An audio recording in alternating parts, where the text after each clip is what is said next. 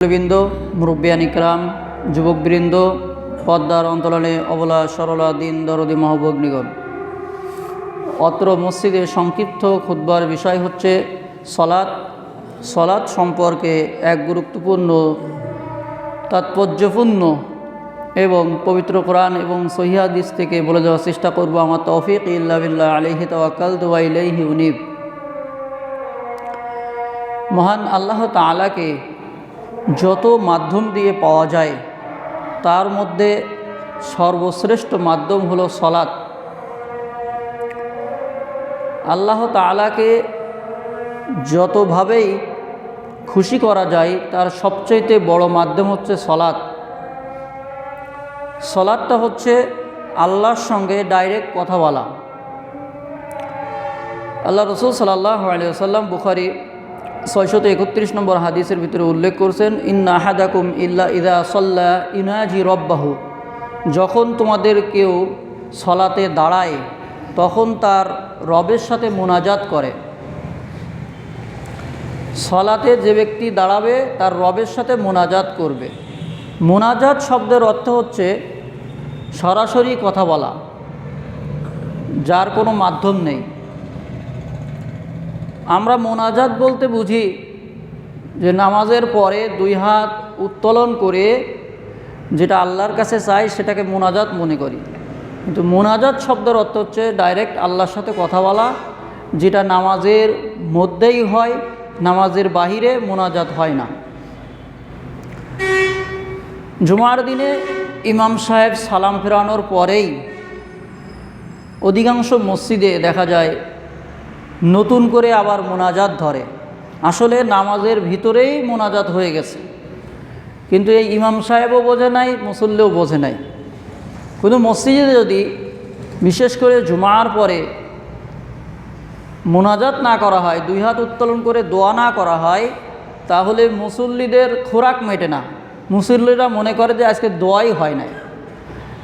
কিন্তু নামাজটাই, সলাৎটাই যে সবচেয়ে বড় দোয়া, আর কোনো কিছু চাওয়ার বাকি রইল না, এটা এরা বোঝে না। কারণ কি, সলাতের ভিতরে যে তেলাওয়াতগুলো করা হয়, যে দোয়া কালেমাগুলো পড়া হয়, এর বাংলা এরা বোঝে না, বা এরা বুঝেও না বোঝার ভান করে। এই জন্য আল্লাহ রসুল সাল্লাল্লাহু আলাইহি ওয়াসাল্লাম বলছেন, ইন্না আহাদাকুম ইযা সাল্লা ইউনাজি রব্বাহু। যখন তোমাদের কেউ সলাতে দাঁড়ায় তখন সে তার রবের সাথে মোনাজাত করে। কিভাবে মোনাজাত করে? যখন আমরা আল্লাহু আকবার বলে দুই হাত রফুল আদাইন করি, অর্থাৎ কাঁধ অথবা কান বরাবর তুলে যখন আল্লাহু আকবার বলে বুকের উপরে হাত বাঁধি, তখন আমরা সানা পড়ি। আল্লাহ রসুল সাল্লাল্লাহু আলাইহি ওয়াসাল্লাম যে সানা নিয়মিত আমল করতেন, সেই সানা আমাদেরকে মুখস্থ করতে হবে। সেটা হলো, আল্লাহুম্মা বাঈদ বাইনি ওয়া বাইনা খতায়ায়া কামা বাআদতা বাইনাল মাশরিকি ওয়াল মাগরিব। হে আল্লাহ, পূর্ব এবং পশ্চিমে যত দূরত্ব রয়েছে এত দূরত্ব আমার গুনাহগাতা করে দাও, আমার গুনাহগাতাতে এত দূর করে দাও। পূর্ব এবং পশ্চিম, মাঝখানে সব ফাঁক। পূর্ব এবং পশ্চিমে কত কিলোমিটার, এটা বিশাল একটা ব্যবধান। তো এই গুনাহগাতার মধ্যে ধুয়ে পরিষ্কার করে দেওয়া আল্লাহ, এই গুনাহগাতা এইভাবে আল্লাহর কাছে দোয়া করছে, বাইনাল মাশরিকি ওয়াল মাগরিব। আল্লাহুম্মা নাক্কিনি মিনাল খতায়া কামা ইউনাক্কাস সাওবুল আবিয়াদু মিনাদ দানাস। হে আল্লাহ, আমার গুনাহগাতা ধুয়ে এরকম পরিষ্কার করে দাও যেমনভাবে ময়লা কাপড় ধুইলে পরিষ্কার হয়ে যায়, এভাবে আমার গুনাহগাতা পরিষ্কার করে দাও। ওয়া আগসিলহু বিল মাই ওয়াস সালজি ওয়াল বারদ। আর আল্লাহ, আমার গুনাহগাতা ধুয়ে এরকম পরিষ্কার করে দাও, শিলা বৃষ্টি যখন হয় রোডঘাট যেমন সুন্দরভাবে পরিষ্কার হয়ে যায়, এভাবে গুনাহগাতা আল্লাহ তুমি পরিষ্কার করে দাও। এই যে আল্লাহর কাছে দোয়া করছি, সানাতেই আল্লাহর কাছে দোয়া করছি, এই দোয়াগুলোর কিন্তু বাংলা তর্জমা মানুষ বোঝে না, যার কারণে মনে করে যে নামাজের পরে আবার দোয়া না করলে হয় না। তারপরে আমরা আউযু বিল্লাহি মিনাশ শাইতানির রাজিম বলে সলাৎ শুরু করব। তারপরে বিসমিল্লাহির রহমানির রহিম বলার পরে সূরা ফাতিহা পড়ব। সূরা ফাতিহার আগে কোরআন খুলবেন, সেখানে কিন্তু আউযু বিল্লাহ প্রথম লেখা নেই, কিন্তু আউযু বিল্লাহ কেন বলবো? আল্লাহ তাআলার কোরআনের আয়াত, وَإِذَا قَرَأْتَ الْقُرْآنَ فَاسْتَعِذْ بِاللَّهِ مِنَ الشَّيْطَانِ الرَّجِيمِ। কোরআনের আয়াত, আল্লাহ তাআলা বলছেন যখন তুমি কোরআন তেলাওয়াত করো তখন তুমি বিতাড়িত শয়তানের কাছ থেকে আল্লাহর কাছে পানা চাও, বিতাড়িত শয়তান থেকে। এই জন্য কোরআন খোলার শুরুতেই আমাদেরকে আউযু বিল্লাহি মিনাশ শাইতানির রাজিম পড়তে হবে, তারপর বিসমিল্লাহির রহমানির রহিম পড়তে হবে। আমি বিতাড়িত শয়তান থেকে আল্লাহর কাছে আশ্রয় চাই। বিসমিল্লাহির রহমানির রহিম, পরম করুণাময় অসীম দয়ালু আল্লাহর নামে আমি শুরু করছি। আলহামদুলিল্লাহি রাব্বিল আলামিন, সকল প্রশংসা সেই আল্লাহর জন্য যিনি গোটা বিশ্ব জগতের রব। সুবহানাল্লাহ, আলহামদুলিল্লাহ। এইটা যখন তেলাওয়াত করা হয় তখন আল্লাহ তাআলা বলে হামিদানি হামিদতু আবদি, আমার বান্দা আমার প্রশংসা করেছে। আল্লাহ প্রত্যেকটা সূরা ফাতিহার আয়াত, এই ফাতিহার যে আয়াত 7 ভার্সেস অর্থাৎ 7টা আয়াত, প্রত্যেকটা আয়াত তেলাওয়াত করার মাঝে থামার পরেই আল্লাহ তাআলা উত্তর দেয় যে বান্দা আমার প্রশংসা করলো, বান্দা আমার গুণকীর্তন করলো, বান্দা আমার কাছে চাইলো। এভাবে প্রত্যেকটা আয়াতের জবাব আল্লাহ তাআলা দান করেন। বলেন সুবহানাল্লাহ, আলহামদুলিল্লাহ। আর এটা কিন্তু নামাজের মধ্যেই হচ্ছে, সলাতের মধ্যেই হচ্ছে, কিন্তু এই হাদিসগুলো তারা পড়ে না, জানে না, বোঝে না। তো এরকমভাবে সূরা ফাতিহা পড়ার পরে, পড়ার সময় শেষের দিকে আমরা বলি ইহদিনাস সিরাতাল মুস্তাকিম, হে আল্লাহ তুমি আমাকে সরল সোজা রাস্তা দেখাও, অর্থাৎ সঠিক রাস্তা, সঠিক হিদায়েত আল্লাহ তুমি আমাকে দান করো। গায়রিল মাগদুবি আলাইহিম ওয়ালাদ-দাল্লিন, আল্লাহ ওই সমস্ত পথভ্রষ্ট ব্যক্তিদের পথ তুমি আমাকে দেখো না, যারা পথভ্রষ্ট হয়ে গেছে, যারা গজবে পতিত হয়ে গেছে, তাদের পথে আমাকে পরিচালিত করো না। তখন আমরা শেষে বলি আমিন, হে আল্লাহ কবুল করুন। আমিন অর্থ আল্লাহুম্মা ইস্তাজিব, হে আল্লাহ তুমি আমাদের দোয়া কবুল করো। তখন আমরা বলি আমিন, হে আল্লাহ কবুল করুন। আল্লাহ তখন কবুল করে নেয়। সুবহানাল্লাহ, আলহামদুলিল্লাহ।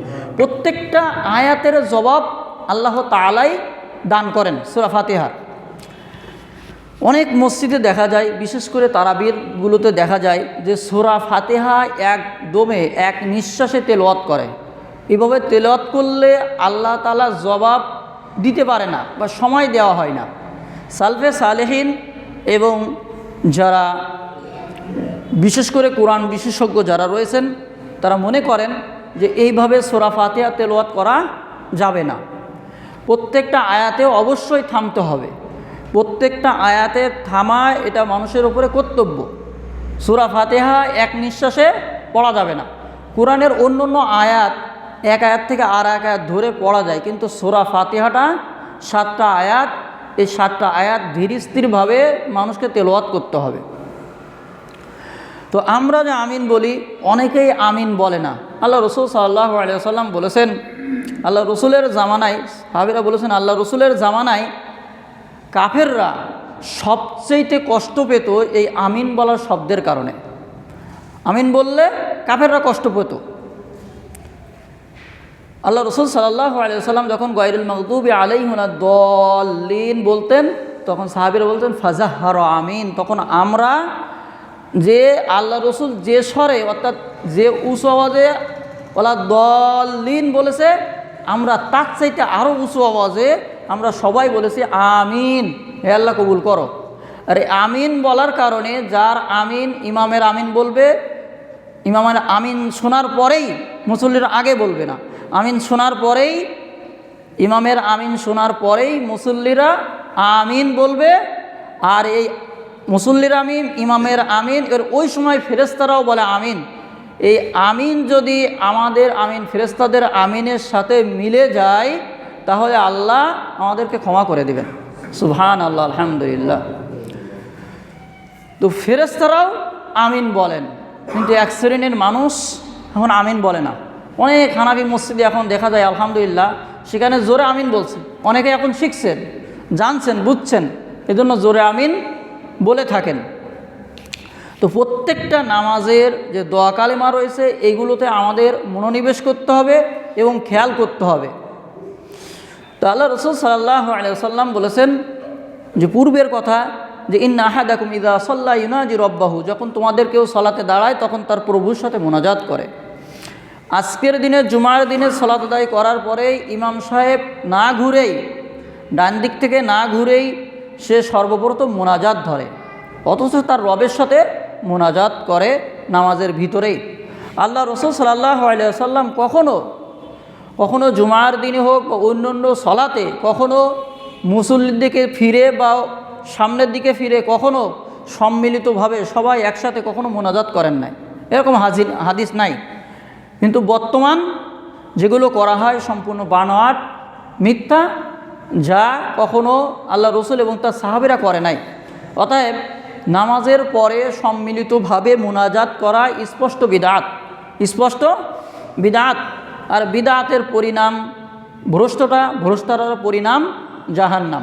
ওয়াকুল্লু বিদআতিন জলালাহ, বিদআতের পরিণাম হলো জলালা, পথভ্রষ্টা। ওয়াকুল্লা জলালাতিন ফিন্নার, আর পথভ্রষ্টা হচ্ছে জাহান্নাম। অতএব ইমাম সাহেব যদি বিদআত করে তো ইমাম সাহেবও জাহান্নামী। অতএব এই বিদআতি ইমাম সাহেবের পিছনে সলাৎ না পড়াই ভালো, উপায় না থাকলে তো নয়, কিন্তু বিদআতি ইমাম সাহেবের পিছনে সলাৎ না পড়াই ভালো। কোনো কমিটি যদি জানে যে ইমাম সাহেব হারাম খায় বা শিরিক করে বা বিদআত করে, তাহলে ওই ইমাম সাহেবকে বরখাস্ত করা এটা কমিটির উপরে কর্তব্য। আল্লাহ তাআলা বুঝার তৌফিক দান করুন। তো সলাৎ হচ্ছে আল্লাহ তাআলাকে পাওয়ার যত মাধ্যম রয়েছে তার সাথে সবচেয়ে বেস্ট ওয়ে, অর্থাৎ সবচেয়ে ভালো পদ্ধতি হচ্ছে আল্লাহর কাছে নতজানু হওয়া, সলাৎ আদায় করা। আল্লাহ রসুল সাল্লাল্লাহু আলাইহি ওয়াসাল্লাম হীরা গুহায় যখন তিনি যেতেন নবুয়তের আগেই একাকী সলাৎ আদায় করতেন, একাকী তিনি আল্লাহর ইবাদত বন্দেগী করতেন। নবুয়ত পাওয়ার আগেই আল্লাহ রসুল সাল্লাল্লাহু আলাইহি ওয়াসাল্লাম কখনো শিরিক করেন নাই। অনেকেই মূর্তির সামনে মাথা ঝুঁকিয়েছেন, নত করেছেন, কিন্তু আল্লাহ রসুল কখনো করেন নাই, একাকিত্বভাবে ইবাদত বন্দেগী করেছেন। তো সলাৎ শুধুমাত্র জুমার সলাৎ, 5 ওয়াক্ত সলাৎ বাদেও আমরা যদি একাকিত্ব চিত্তে আল্লাহর ইবাদত করতে চাই, আল্লাহকে খুশি করতে চাই, মানুষকে লোক দেখানো ব্যতীত, তাহলে অবশ্যই আমাদেরকে তাহাজ্জুদ গুজার বান্দারই হতে হবে, বান্দা হতে হবে, তাহাজ্জুদ পড়তে হবে। রাত 12টার পরে নিবিড়িতে একাকিত্ব চিত্তে আল্লাহকে পাওয়ার সবচেয়ে বড় মাধ্যম। তো এই সলাতে আল্লাহ তাআলাকে পাওয়া যায়। এই জন্য অনেক বিদ্বানগণ বলেছেন যে আল্লাহর টেলিফোন নম্বর বা মোবাইল নম্বর হচ্ছে 24434। এর অর্থ হচ্ছে ফজরের 2 রাকাত সলাত, 34 অর্থাৎ 244 অর্থাৎ জোহরের 4 রাকাত ফরজ সালাত, আসরের 4 রাকাত ফরজ সালাত, আর মাগরিবের 3 রাকাতকে 3 বলা হয়েছে, আর ইশার 4 রাকাতকে বলা হয়েছে 4, অর্থাৎ 24434। এটা হলো আল্লাহ তাআলার টেলিফোন নাম্বার বা মোবাইল নাম্বার। এই কারণে বলা হয়েছে যে এটা সলাৎকে ইঙ্গিত করে, অর্থাৎ মোবাইল ফোনের মাধ্যমে যে সরাসরি কথা বলা যায়, এরকমভাবে সলাতের মাধ্যমেই আল্লাহর সঙ্গে কথা বলা যায়, সলাতের মাধ্যমেই আল্লাহ তাআলাকেই পাওয়া যায়। যেহেতু প্রমাণ দিলাম যে যখনই আপনি বলেন আলহামদুলিল্লাহি রাব্বিল আলামিন, তখন আল্লাহ বলে বান্দা আমার প্রশংসা করেছে, বান্দা আমার গুণকীর্তন করেছে, বান্দা আমার বরত্ব প্রকাশ করেছে, বান্দা আমার কাছে সাহায্য চায়, বান্দা আমার কাছে হিদায়াত চায়, বান্দা আমার কাছে পথভ্রষ্ট থেকে বিতাড়িত হতে চায়, বা এইভাবে আল্লাহ তাআলা প্রত্যেকটা প্রশ্নের উত্তর দেন। সুবহানাল্লাহ, আলহামদুলিল্লাহ। তো এই সলাৎটা আমাদেরকে সঠিক পন্থায় শিখতে হবে। সলাৎ আদায় করার পূর্বেই গুরুত্বপূর্ণ কাজ হলো উজু করা। যে কোনো কাজের পূর্বেই আমাদেরকে নিয়ত করতে হবে। নিয়ত হচ্ছে বুখারী 1 নম্বর হাদিস এবং মিশকাত 1 নম্বর হাদিস, ইন্নামাল আমালু বিন্নিয়াত, নিশ্চয়ই সমস্ত কাজ নিয়তের উপরে নির্ভরশীল। নিয়ত যদি না করি আমরা নামাজের সওয়াব পাবো না। নিয়ত করতে হবে যে জুমার সলাতে এসেছি, জোহরের সলাতে যাচ্ছি, আগে থেকে নিয়ত করতে হবে। প্রত্যেকটা কাজের শুরুতে নিয়ত করবেন। মসজিদ পানে আসার আগেই সবচেয়ে উত্তম হচ্ছে বাড়ি থেকে উজু করে আসা। যদি সেটা সম্ভব না হয় মসজিদেই উজু করবেন। উজু করার শুরুতেই বিসমিল্লাহ বলবেন। বিসমিল্লাহ ভুলে গেলে তার উজু হবে না। যদি মাঝখানেও মনে পড়ে তাহলে বলতে হবে বিসমিল্লাহি আউওয়ালাহু ওয়া আখিরাহু, সে আল্লাহর নামে শুরু করছি যিনি প্রথম এবং শেষ। মাঝখানেও যদি মনে না পড়ে যে বিসমিল্লাহ বলি নাই, তাহলে উজু হবে না, আবার প্রথম থেকেই উজু করতে হবে। বিসমিল্লাহ বলবেন, ডান হাতে পানি নেবেন, ডান হাতে পানি নিয়ে 3 বার ধৌত করবেন, বাম হাতে পানি নিয়ে 3 বার ধৌত করবেন, আঙ্গুলগুলো ভালোভাবে খেলাল করবেন। শীতের সময় তাড়াতাড়ি করবেন না, আঙ্গুলগুলো ভালো করে খেয়াল করবেন, 3 বার কুলি করবেন, অর্ধেক পানি গালের ভিতরে দিবেন আর অর্ধেক পানি নাকের ভিতরে দিয়ে বাম হাত দিয়ে নাক ঝাড়বেন। প্রত্যেকটা মানুষকে নাক ঝাড়তে হবে। এভাবে 3 বার করার পরে মুখমণ্ডল 3 বার ধৌত করবেন, ডান হাত কনুই পর্যন্ত 3 বার ধৌত করবেন, বাম হাত 3 বার কনুই পর্যন্ত ধৌত করবেন। একবার পানি নিয়ে মাথা প্রথম থেকে নিয়ে শেষ পর্যন্ত দিয়ে আবার সামনের দিকে নিয়ে আসবেন। তারপরে কানের মাসা করার সময় এই শাহাদাত আঙ্গুলি কানের ভিতরে ঢুকাই দিয়ে ভালো করে খেলাল করবেন, মাসা করবেন। তারপরে বৃদ্ধাঙ্গুলি দিয়ে এই নিচ থেকে শুরু করে ওপরে দিয়ে কান বরাবর মাসা করবেন। অনেকেই এটাকে এত দ্রুত করে যে মাথা মাসা করার সময় একটু করেই শেষ। বিভিন্নভাবে বিভিন্ন জাল এবং জয়ীফ হাদিস বর্ণনা করা হয় যে মাথার 3 ভাগের 1 ভাগ বা 4 ভাগের 1 ভাগ মাথা মাসা করলে যথেষ্ট হয়ে যাবে। কোরআন হাদিসে এরকম কোনো দিক নির্দেশনা নেই। যেখান থেকে শুরু করবেন আইনা বা তাতে দাহু, যেখান থেকে তুমি শুরু করো সেখান থেকে আবার ফিরিয়ে নিয়ে আসো, এটা হলো হাদিস। এই চুলের গুঁড়ো থেকে শুরু করে একবার পিছন পর্যন্ত নিয়ে যেতে হবে, আবার হাত ফিরিয়ে নিয়ে আসতে হবে, মাথা মাসা করতে হবে। তারপরে টাকনু পর্যন্ত খুব ভালো করে খেয়াল করতে হবে, ডান পা আগে ধৌত করতে হবে, পার আঙ্গুলগুলো খেলাল করতে হবে। কারোর দাড়ি যদি আপনার ঘন থাকে তাহলে সেটা দাড়ি খেলাল করতে হবে, দাড়ির ভিতরে হাত দিতে হবে যদি ঘন দাড়ি থাকে, পাতলা দাড়ির ক্ষেত্রে ভিন্ন। এভাবে পা টাকনু পর্যন্ত ধৌত করতে হবে ডান পা, তারপর বাম পা ধৌত করতে হবে। টাকনুর দিকে খেয়াল রাখতে হবে, টাকনু যেন ভিজে যায়, শুকনা যেন না থাকে। উজু করার সময় এরকম গল্পগুজব করা যাবে না যে এক অঙ্গ ধৌত করা শুকিয়ে গেছে, ডান হাত ধৌত করেছেন গল্প করতেছেন, আপনার ডান হাত শুকিয়ে গেছে, আপনি বাম হাত ধুচ্ছেন, এভাবে উজু হবে না। আর একটা বিষয় হলো কি, উজু করার সময় কথাবার্তা বললে আপনি কোন অঙ্গ কতবার ধৌত করেছেন এটা আপনি ভুলে যেতে পারেন, যে কারণে উজু করার সময় কথা না বলাই ভালো। আপনার খুব প্রয়োজন হলে সেটা ভিন্ন কথা, আপনি একটা কথা উত্তর দিলেন, কিন্তু উজু করার সময় কথা না বলাই ভালো। অনেক বইগুলোতে দেখা যায় প্রত্যেকটা উজু করার জন্য আলাদা দোয়া, আলাদা নিয়ত, নাওয়াইতুয়ান, বিভিন্নভাবে নিয়ত লেখা রয়েছে। এগুলো মানুষের বানোয়াট। এরকমভাবে নিয়তের পূর্বেই আপনাকে বিভিন্ন আরবি গদবাদা নিয়ত করতে হবে, এরকম কোরআন হাদিসের দিক নির্দেশনা নেই। উজু করা শেষ করার পরে অনেকেই দোয়া পড়েন আকাশের দিকে তাকিয়ে দোয়া পড়তে হবে। আকাশের দিকে তাকানোর দরকার নেই, আপনি দোয়া পড়বেন। উজু শেষের দোয়া, আশহাদু আল্লা ইলাহা ইল্লাল্লাহু ওয়াহদাহু লা শারীকা লাহু ওয়া আশহাদু আন্না মুহাম্মাদান আবদুহু ওয়া রাসূলুহু আল্লাহুম্মা জাআলনি মিনাত তাওয়াবিনা ওয়া জাআলনি মিনাল মুতাতাহহিরিন। এই দোয়া পড়বেন। তারপরে আপনি সলাতে আসবেন। যখন মসজিদে ঢুকবেন, ঢোকার পূর্বেই, মসজিদে প্রবেশের পূর্বেই আপনাকে দোয়া পড়তে হবে। আউযু বিল্লাহিল আযীম ওয়া বিওয়াজহিহিল কদিম ওয়া মিনাশ শাইতানির রাজীম ওয়া সুলতানিহিল কদিম আল্লাহুম্মা আফতাহলি আবওয়াবা রাহমাতিক। সংক্ষেপে আপনি যদি না পারেন তাহলে আল্লাহুম্মা আফতাহলি আবওয়াবা রাহমাতিক ডান পা আগে দিবেন, দিয়ে আপনি এই দোয়া পড়বেন। মসজিদে ঢোকার সময় বা প্রবেশের সময় আপনি বলবেন আসসালামু আলাইকুম ওয়া রাহমাতুল্লাহ। মানুষ নামাজের ভিতরে থাকুক, আপনি আস্তে করে সালাম দিবেন, ফেরেশতারা উত্তর দিবেন।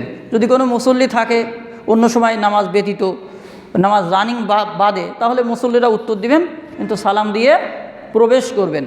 প্রবেশ করার পরে আপনি যে সময় প্রবেশ করেন না, মসজিদে আসলে অবশ্যই আপনাকে তাহিয়াতুল মসজিদ অর্থাৎ 2 রাকাত সালাত পড়ে বসতে হবে। সেটা আপনি দুপুর আসতে পারেন অথবা 10টার সময় আসতে পারেন, সকাল 10টায়, কোনো প্রয়োজনে। কিন্তু মসজিদে প্রবেশ করলে মসজিদের হক আমাকে 2 রাকাত সালাত আদায় করে বসতে হবে। আর যদি সালাত আদায় না করেন আপনি বসতে পারবেন না।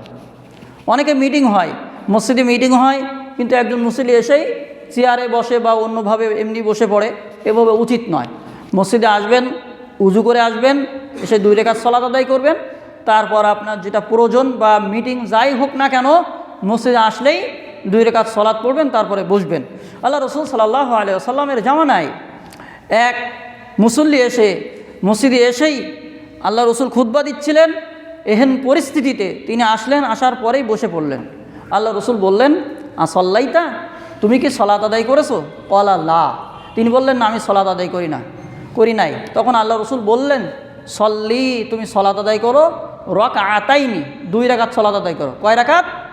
2 রাকাত সালাত আদায় করো। সুম্মা ইজলিস, অতঃপর তুমি বসো। সুবহানাল্লাহ, আলহামদুলিল্লাহ। আল্লাহ রসুলের এই হাদিস থেকে আজকের ইমাম সাহেবরাও তারা শিক্ষা গ্রহণ করে না। জুমার দিনের ইমাম সাহেব যখনই খুতবা আরম্ভ করবেন, সুইচটা চাপ দেবেন, লাল বাতি জ্বলা অবস্থায় সালাত পড়া নিষিদ্ধ। কে আপনাকে নিষিদ্ধ করলো? আল্লাহ রসুল তো কখনো বলে নাই।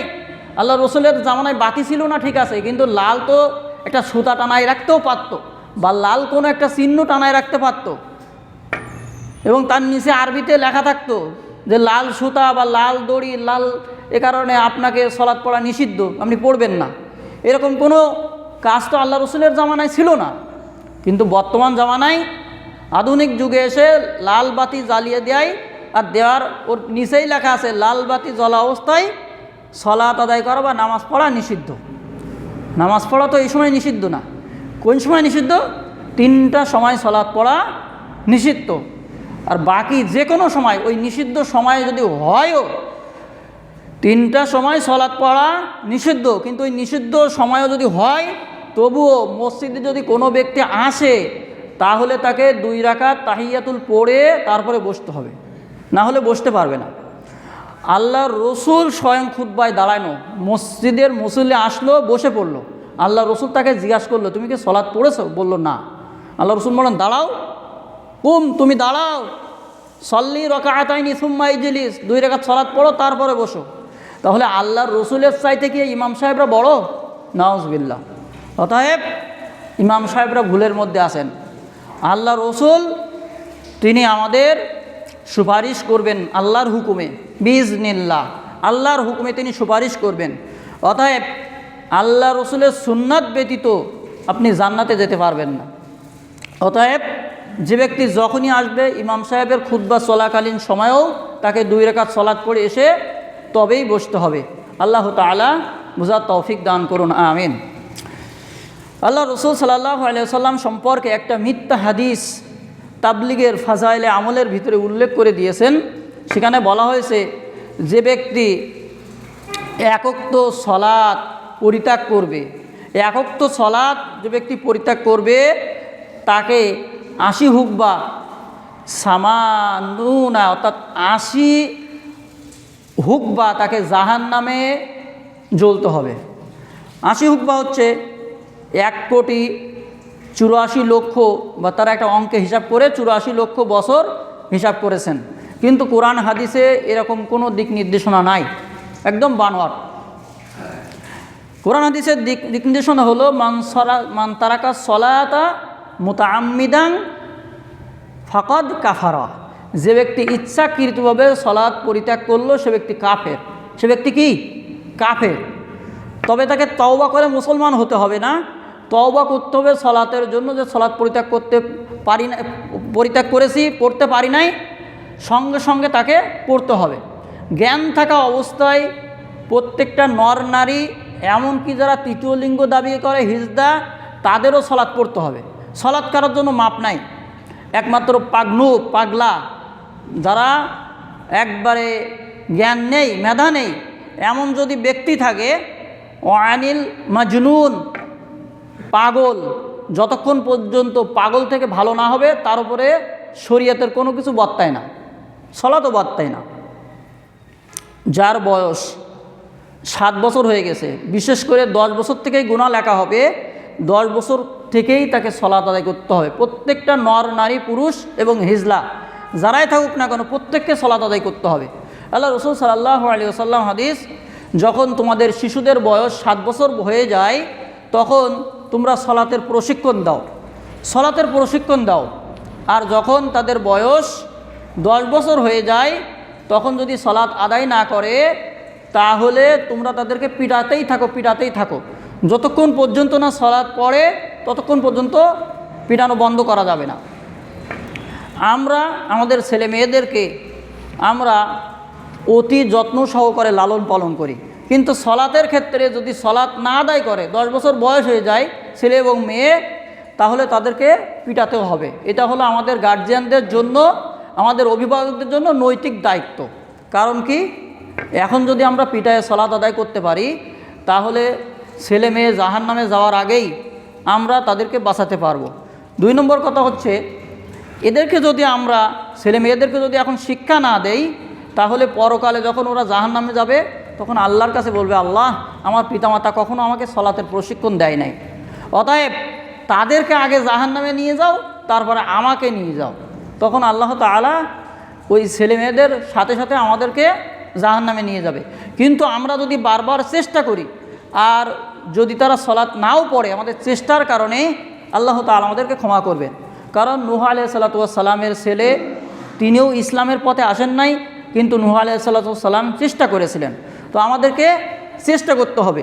ইব্রাহিম আলাইহিস সালাতু ওয়াস সালাম তার পিতা আজরের জন্য চেষ্টা করেছিলেন, কিন্তু হিদায়েত হয় নাই, আল্লাহ তাআলার পক্ষ থেকে হিদায়েত পায় নাই।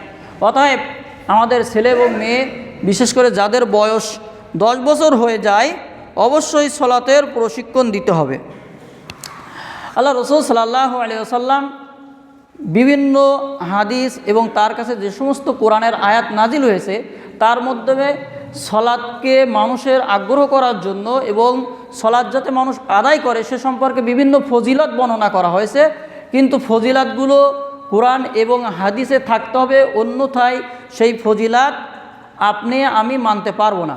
আল্লাহ রাসূল সাল্লাল্লাহু আলাইহি ওয়াসাল্লামের কাছে কোরআনের আয়াত নাজিল হলো, ইন্নাস সলাতা তানহা আনিল ফাহশাই ওয়াল মুনকার, নিশ্চয়ই সলাত এমন একটি ইবাদত, এমন একটি আপনার আমার মন ভালো করার মাধ্যম, এমন একটি ইবাদত যে তানহা আনিল ফাহশাই ওয়াল মুনকার, সমস্ত ফাহেসা, অশ্লীল, অন্যায় কাজ, যে সমস্ত অপরাধমূলক কাজ, এই সলাত আমাদেরকে বিরত রাখে। সুবহানাল্লাহ, আলহামদুলিল্লাহ। এক ব্যক্তি সলাত আদায় করে কিন্তু চুরি করে, এক ব্যক্তি সলাত আদায় করে কিন্তু চুরি করে, এক ব্যক্তি সলাত আদায় করে কিন্তু চুরি করে, তাহলে বোঝা যাচ্ছে ওই ব্যক্তি সলাত আসলে আল্লাহর দরবারে কবুল হচ্ছে না। অতএব আমি আর আপনি এমনভাবে সলাত আদায় করব যেন স্বয়ং রব, আমাদের রব আল্লাহ, তার সঙ্গে আমাদের মোনাজাত হচ্ছে, এমনভাবে আমরা সলাত আদায় করব।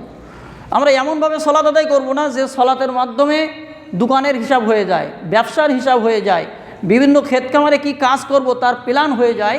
এইরকমভাবে সলাত আদায় করলে আল্লাহর কাছে গৃহীত হবে না। তবে সব সলাত হয়তোবা আল্লাহর কাছে কবুল হবে না। জীবনে যদি 2 রাকাত সলাতও কবুল হয়ে যায় তো জান্নাতে যাওয়ার জন্য ওইটাই যথেষ্ট। বলুন সুবহানাল্লাহ, আলহামদুলিল্লাহ। আল্লাহ রাসূল সাল্লাল্লাহু আলাইহি ওয়াসাল্লাম বলেছেন, ইন্না আহাদাকুম ইযা, আল্লাহ রাসূল সাল্লাল্লাহু আলাইহি ওয়াসাল্লাম বলেছেন, আউয়ালু মা ইউহাসাবু বিহিল আবদু ইয়াউমাল কিয়ামাহ আস-সালাহ, কিয়ামতের দিন সর্বপ্রথম মানুষের হিসাব নেওয়া হবে সলাতের। কিসের? সলাতের। ফাইন সালুহাত সালুহা সাইরু আমালিহি, যার সলাতটা সঠিক হয়ে যাবে তার সমস্ত আমল সঠিক হয়ে যাবে। সুবহানাল্লাহ, আলহামদুলিল্লাহ। ওয়া ইযা ফাসাদা জাসাদা কুল্লুহু, আর যদি তার সলাতটা বেঠিক হয়ে যায় তার সমস্ত আমল বেঠিক হয়ে যাবে, সঠিক হবে না। নাউজুবিল্লাহ। অতএব সলাত আমাদেরকে সঠিক করে আদায় করতে হবে। তো সঠিকটা আমরা কিভাবে পাবো? আল্লাহ রাসূল সাল্লাল্লাহু আলাইহি ওয়াসাল্লাম বলেছেন, সল্লু কামা রাআইতুমুনি উসাল্লি, তোমরা সলাত আদায় করো যেভাবে আমাকে সলাত আদায় করতে দেখেছো। তো আমাকে কিভাবে সলাত আদায় করতে দেখব? আল্লাহ রসুলের সলাত কিভাবে আদায় করেছেন সেটা আমরা বুখারী, মুসলিম, তিরমিজি, নাসাই, ইবনে মাজাহ যে সহিহ হাদিস যেগুলো রয়েছে এইগুলোতে দেখলে আমরা বুঝতে পারবো যে আল্লাহ রসুল আসলে কিভাবে সলাত আদায় করেছেন। অতএব দুনিয়াবি কাজে আমরা সব কিছুতে শিক্ষা অর্জন করতে পারি, কিন্তু পরকালীন যে সবচাইতে ভালো কাজ, আল্লাহকে পাওয়ার সবচাইতে ভালো মাধ্যম হচ্ছে সলাত। এই সলাতটা কিভাবে আমরা পড়ব এটা অবশ্যই আমাদেরকে শিখতে হবে। এজন্য প্রত্যেকের বাড়িতে প্রত্যেকের বাড়িতে সলাৎ শিক্ষা, একটা নামাজ শিক্ষা বই থাকা আবশ্যক, দরকার।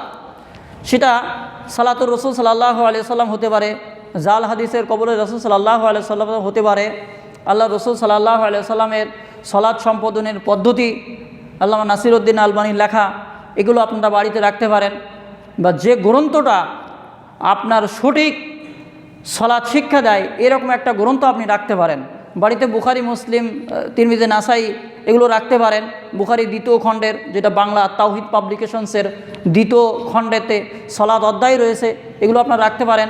বর্তমান মোবাইল ফোনের মাধ্যমে অ্যাপস রয়েছে বাংলা হাদিস, সেখানে আপনারা হাদিস সহ যত হাদিস গ্রন্থ রয়েছে সব হাদিস গ্রন্থ পাবেন। এবং বিভিন্ন লেখনী, যারা সহিহ আকীদার তাদের লেখনীও সেখানে পাবেন আপনি। সেখানে তার সাথে সাথে কোরআন পাবেন, কোরআনের তর্জমা পাবেন।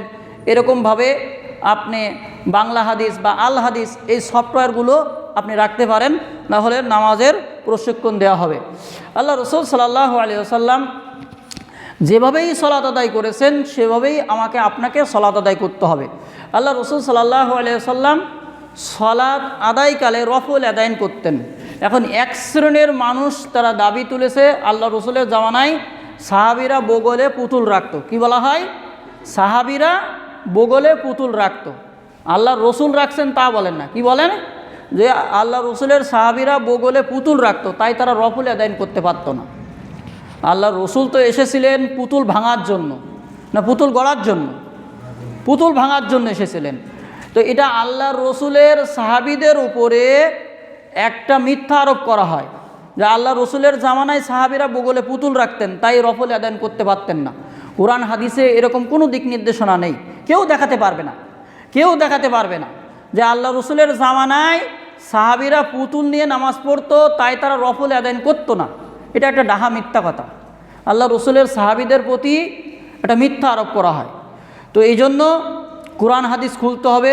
আল্লাহ রসুল সাল্লাল্লাহু আলাইহি ওয়াসাল্লাম তিনি রোজে রফুল আদায়ন করতেন, অতএব আমাকে আপনাকে রফুল আদায়ন করতে হবে। বিশেষ করে প্রত্যেক সলাতে সূরা ফাতিহা তেলাওয়াত করা আবশ্যক, ইমাম এবং মুক্তাদি। অনেকেই বলে থাকেন যে আমার সূরা ফাতিহা এটা তো ইমামের উপরে দায়িত্ব দেওয়া হয়েছে, সূরা ফাতিহা আমি পড়ব না, এটা ইমামকে দায়িত্ব দেওয়া হয়েছে। আমি যদি যুক্তির খাতিরে ধরি যে ইমাম সাহেবে যদি সূরা ফাতিহা পড়ার দায়িত্ব দেওয়া হয় তাহলে প্রত্যেকটা সলাৎ পড়ারও তো দায়িত্ব দেওয়া যেতে পারে। আমি বাড়ি বসে থাকবো, ইমাম সাহেব পড়ে দেবে, আমার হয়ে যাবে, ইমাম সাহেবকে কিছু হাদিয়া দিয়ে দেবো না, এরকম না। আপনার আমার ইবাদত এটা আমাদের নিজেদেরকেই করতে হবে। ইমাম সাহেবকে দায়িত্ব দিলেই হবে না, সেটা কবুল হবে না। যে কোনো ইবাদত বন্দিগির ক্ষেত্রে ইমাম সাহেবকে দায়িত্ব দেবেন, ইবাদত হয়ে যাবে না। বিশেষ করে আমাদের পিতামাতা মারা গেলে, যখনই মারা যায় তখনই সমাজে ভুল ধারণা যে একটা খতম দিতে হবে, খতম দেওয়ার পরে বাপ মার জন্য ওই কোরআনটা বক্সায় দিতে হবে। কোরআন তো বক্সায় দেওয়া যায় না, কোরআন যে পড়ে আর যে শোনে সেই সওয়াব পায়, এটা একটা ভুল ধারণা।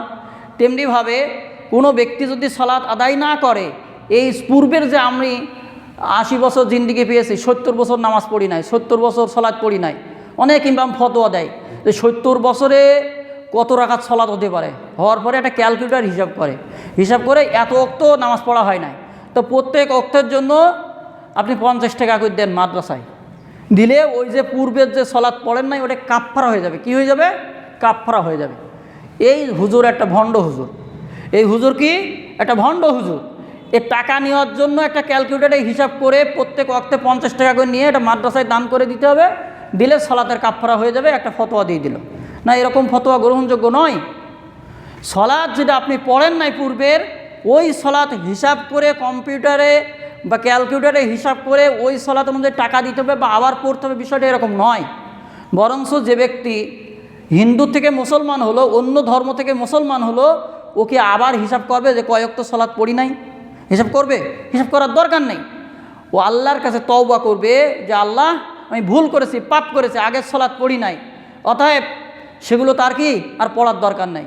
ভুল করলে আল্লাহর কাছে ক্ষমা চাইলে আল্লাহ যদি চান তাহলে তাকে অবশ্যই ক্ষমা করে দেবেন। সুবহানাল্লাহ, আলহামদুলিল্লাহ। আল্লাহ ক্ষমা রয়েছেন, আল্লাহ ক্ষমার দরজা সবসময় নিয়ে এসেছেন। আল্লাহ তাআলা বলেন বান্দা যদি আমার দিকে হেঁটে আসে আমি আল্লাহ তাআলা তার দিকে দৌড়ে যাই। সুবহানাল্লাহ, আলহামদুলিল্লাহ। কোনো বান্দা যদি আল্লাহর দিকে দৌড়িয়ে আসে, আল্লাহ তখন বাতাসের গতিতে, বিদ্যুৎ গতিতে তার দিকে দৌড়িয়ে যায়। সুবহানাল্লাহ, আলহামদুলিল্লাহ। অতএব আল্লাহর কাছে আপনি পূর্বের যে সলাৎ পড়েন না, এই সলাতের জন্য আপনি আল্লাহর কাছে ক্ষমা প্রার্থনা করবেন, অবশ্যই আল্লাহ ক্ষমা করবেন। এর জন্য কোনো কাফফারা নেই, সলাতের কোনো কাফফারা নেই। এই একটা সমাজে ভুল ধারণা, এ থেকে আমাদেরকে বেরিয়ে আসার তৌফিক দান করুন, আমিন। এবার আসেন, অনেকেই আছেন যে এক ওয়াক্ত সলাৎ আর এক ওয়াক্ত পড়ে, এটা বিশেষ করে মেয়েলি স্বভাব, অর্থাৎ মহিলাদের ভিতরে এটা স্বভাব রয়েছে। জোহরের সলাৎ বাড়িতেই আসেন, কোনো আত্মীয় স্বজনের বাড়ি যায় না, কিন্তু বাড়িতে কাজ আছে, কাজ তো সবসময় থাকবেই। কিন্তু জোহরের সলাৎ না পড়তে পারে, একটু পরে পড়তে করতে করতে করতে আসরের ওয়াক্ত গিয়ে পড়ে। এবার আসরের ওয়াক্ত গিয়ে মাগরিবের টাইমেই পড়ে, মাগরিবের টাইম গিয়ে আশারের সলাৎ, আপনার মাগরিবের সলাৎ পড়ে ঈশার ওয়াক্ত, এভাবে দেরি করে সলাৎ আদায় করে। এভাবে দেরি করা উচিত নয়। বিশেষ করে আমাদের পুরুষদের জন্য বর্তমান বাংলাদেশে যে টাইমে আসরের সলাৎ পড়া হয়, এটা একটা মানে গজব টাইম। মানে এই ধরনের সময় সলাৎ পড়লে আল্লাহ তাআলা কবুল করবেন কিনা আল্লাহ তাআলাই ভালো জানেন। তো সলাতের ওয়াক্ত রয়েছে, আল্লাহ তাআলা পবিত্র কোরআনের আয়াত, ইন্না সলাতা কানাত আলাল মুমিনিনা কিতাবাম মাওকুতা, নিশ্চয়ই প্রত্যেকটা মুমিনের ওপর নির্ধারিত সময়ে নির্দিষ্ট টাইমে সলাৎ পড়া তার উপরে ফরজ। কি ফরজ? কর্তব্য। টাইম টু টাইম আপনাকে সলাৎ পড়তেই হবে, টাইম টু টাইম আপনাকে সলাৎ পড়তে হবে। আপনি মাঠে থাকেন, ঘাটে থাকেন, জাহাজে থাকেন, লঞ্চে থাকেন, যেখানেই থাকেন না কেন, সলাতের ওয়াক্ত হয়ে যাবে, আপনি সলাৎ পড়বেন। আপনি বাসে আসেন, সলাতের ওয়াক্ত হয়ে যাবে। মুমিন বান্দা আপনার উজু থাকবে, যদি উজু না থাকে, বাসে যদি উজু করা সম্ভব না হয়, আপনি একটা ঢিলা নিয়ে যাবেন, ঢিলাতে আপনি তায়াম্মুম করবেন, ঢিলা নিয়ে যাবেন তায়াম্মুম করবেন, করে আপনি সলাৎ পড়বেন। পশ্চিম দিকে যখন গাড়িটা হয়, আপনি যদি বুঝতে পারেন যে এদিকে পশ্চিম, এদিকে কাবাঘর, তাহলে সেদিকেই ফিরে সলাৎ আদায় করবেন। আর যদি বুঝতে না পারেন, যেদিকে ইচ্ছা সেদিকেই ফিরে সলাৎ আদায় করেন। লঞ্চে আসেন, স্টিমার আছেন, জাহাজে আসেন, যেখানে হোক, মাঠে আসেন, ঘাটে আসেন, যে কোনো সময় সলাতের ওক্ত হয়ে যাবে, আপনাকে আমাকে সলাৎ পড়তে হবে, সলাতের কাজা করা যাবে না। অনেকেই বলে কাজা সলাৎ, কিসের কাজা সলাৎ? মুমিনের আবার কাজা সলাৎ কিসের? কোনো নামাজের কাজা করা যাবে না, প্রত্যেকটা ওয়াক্তের সলাৎ মানুষকে আদায় করতেই হবে। তবে যদি কারো জ্ঞান হারিয়ে যায়, হসপিটালে আসে, অ্যাক্সিডেন্ট করেছে, করার পরে হসপিটালে নিয়েছেন, জোহরের রক্ত ছুটে গেছে, আসরের রক্ত ছুটে গেছে, মাগরিবের সময় তার জ্ঞান ফিরেছে, ইস আমি তো 2 ওয়াক্তের সলাৎ পড়তে পারি নাই, 3য় ওয়াক্ত হয়ে গেছে, কি করব? তখন তার জন্য অত্যাবশ্যক যে ওই মাগরিবের ওয়াক্তটা সে আগে পড়বে, তারপরে সে যে কোনো ওক্ত, জোহর বা আসর, যেটা তার আগে ভালো লাগে সেটা সে নিয়ত করে সেভাবে সে আদায় করবে, তার জন্য ভিন্ন কথা। কিন্তু আমি আর আপনি বিভিন্ন কাজের দোহাই দিয়ে আপনি সলাৎ আদায় করবেন কেন? বিলম্বে সলাৎ কেন আদায় করবেন? আপনার আগে হচ্ছে সলাৎ, তারপরে হলে কাজ। আগে হচ্ছে সলাৎ, তারপরে হলে কাজ। আগে আপনার নামাজ, তারপরে হলে কাজ। তো আগে সলাৎ আদায় করতে হবে, সলাতের জন্য কোনো কাজা চলবে না। আল্লাহ তাআলা বুঝার তৌফিক দান করুন, আমিন। আল্লাহ রসুল সাল্লাল্লাহু আলাইহি ওয়াসাল্লামের সলাৎ পদ্ধতি এবং সলাৎ সংশ্লিষ্ট পরবর্তী সলাতের পরে যে সমস্ত দোয়া আমাদেরকে তেলাওয়াত করতে হবে, এই সমস্ত দোয়া আমাদেরকে শিখতে হবে। নামাজ শেষ করার পরেই ইমাম সাহেব ডান দিক থেকে ঘুরে মুসল্লির দিকে ফিরে বসবেন, বসার পরে আল্লাহু আকবার বলবেন, আস্তাগফিরুল্লাহ আস্তাগফিরুল্লাহ আস্তাগফিরুল্লাহ 3 বার বলবেন। কয়বার? 3 বার। সকল মুসল্লি পড়বে। এবার বলবে, আল্লাহুম্মা আনতাস সালাম ওয়া মিনকাস সালাম তাবারাকতা ইয়া যাল জালালি ওয়াল ইকরাম, আল্লাহুম্মা লা মানিআ লিমা আ'তাইতা ওয়া লা মু'তিয়া লিমান জাল জাদ্দু মিনকাল জাদ্দু, আল্লাহুম্মা আ'ইন্নি আলা যিকরিকা ওয়া শুকরিকা ওয়া হুসনি ইবাদাতিক, আল্লাহুম্মা ইন্নী আউযু বিকা মিন যাওয়ালি নি'মাতিকা ওয়া তাহাউবুলি আফিয়াতিকা ওয়া ফুজাই নিকমাতিকা ওয়া জামিই সাখাতিকা, সুবহানাল্লাহি ওয়া বিহামদিহি আদাদা খালকিহি ওয়া বিজাদ আরশিহি ওয়া রিজা নাফসিহি ওয়া জিনাতা আরশিহি ওয়া মিদাদা কালিমাতিহি, সুবহানাল্লাহ আলহামদুলিল্লাহ ওয়া লা ইলাহা ইল্লাল্লাহ আল্লাহু আকবার 33 বার সুবহানাল্লাহ, 33 বার আলহামদুলিল্লাহ, 33 বার আল্লাহু আকবার বা 34 বার আল্লাহু আকবার। একবার বলবে লা ইলাহা ইল্লাল্লাহ ওয়াহদাহু লা শারীকা লাহু লাহুল মুলকু ওয়া লাহুল হামদু ওয়া হুয়া আলা কুল্লি শাইইন কদির। তারপরে আয়াতুল কুরসি পড়বে একবার। কয়বার? একবার। আপনি সূরা বাকারার শেষ 2 আয়াত আপনি সেখানে একবার পড়বেন। তারপরে আপনি সূরা নাস, ফালাক, ইখলাস, ফাতিহা 3 বার করে পড়বেন। সূরা কাফিরুন আপনি 3 বার পড়বেন। এইভাবে আল্লাহর জিকির আজগার আপনার সালাতের পরেই করতে হবে। তাহলে কখন ইমাম সাহেব দোয়া করবে? ইমাম সাহেব কীভাবে মোনাজাত করবে? এটা আল্লাহ রসুলের দেখানো সুন্নতি পদ্ধতি, সুন্নতি দেখানো পদ্ধতি। অনেক মসজিদের ইমাম সাহেব এত ব্যস্ত যে সালাত শেষ করার পরেই মুসল্লি সব বসে রয়েছে, উনি প্রত্যেক ওয়াক্তে একই নিয়ম, প্রত্যেক ওয়াক্তে একই নিয়ম, জিকির আজগার করেন না, এক সাইডে উঠে হাঁটা দিয়ে শুরু করে দিয়েছে। তো এইটা করা যাবে না। ইমাম সাহেব আপনি নিজে আল্লাহকে ভয় করবেন, নিজে মুসল্লিদের চাইতে আল্লাহ বিরু হবেন, তাকওয়া বিরু হবেন, মুসল্লিদের দিকে ফিরে দোয়া পড়বেন, তেলাওয়াত করবেন। এগুলো কর্তব্য। বিশেষ করে ইমাম সাহেবের কর্তব্য মুসল্লিরা দোয়া কিরাত পারে কিনা মাঝে মাঝে এগুলো শেখানো।